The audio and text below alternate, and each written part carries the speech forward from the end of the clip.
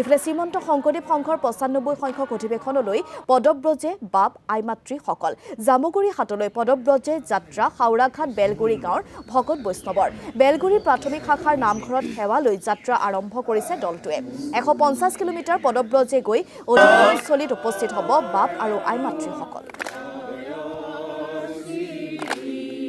কৃষ্ণ জয় গুৰু শংকৰ সৰ্বগুণা কৰ যাকেৰি নাহি কেও পাম তুহাৰি চৰণ কৰেনো হত কোটি বাৰে ককৰো প্ৰণাম কৃষ্ণ জয় জয়তে আমি সকলোকে ধন্যবাদ জ্ঞাপন কৰিছোঁ। শ্ৰীমন্ত শংকৰদেৱ সংঘ কাৰ্বি আংলং জিলা শাখাৰ বীৰেন বৰা বাপ আমাৰ মাজত উপস্থিত আছে। কাৰ্বি আংলং জিলা শাখাৰ সম্পাদক বাপ আমাৰ মাজত আছে। উপসভাপতি বাপ জ্যোতি বৰা বাপ আমাৰ মাজত আছে। গতিকে তেখেতসকলৰ আমি আশীৰ্বাদ লৈ আজি শ্ৰীমন্ত শংকৰদেৱ সংঘৰ যি ৯৫ সংখ্যক বাৰ্ষিক অধিৱেশন ধলাই বিল জ্যোতি বিষ্ণু সমন্বয় ক্ষেত্ৰত আমি পদযাত্ৰাৰে আৰম্ভ কৰিবলৈ আগবাঢ়িছোঁ।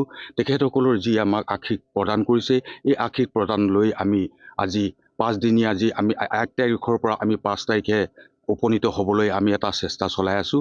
গতিকে গুৰুজনাই যাতে আমাক কৃপা কৰে আৰু ভকতসকলেও আমাক এই কৃপা দ্বাৰাই আমি যাতে তাত আমি উপস্থিত হ'ব পাৰোঁ আমি তাৰে কামনা কৰি আমি সকলোকে ধন্যবাদ জ্ঞাপন কৰিছোঁ। আৰু লগতে মিডিয়াৰ যোগে আমি এটা কথা অৱগত কৰিবলৈ ওলাইছোঁ ৰাইজলৈ, যাতে আমি যিখিনি ঠাইত আমি ৰম তাত যাতে আমাৰ ভকত বৈষ্ণৱে আমাৰ থকা কৰাৰ কাৰণে সুবিধাকণ কৰি দিয়ে, তাৰ কাৰণে আমি তেখেতসকললৈ এই মিডিয়াৰ যোগে আমি সেৱা নিবেদন কৰিছোঁ।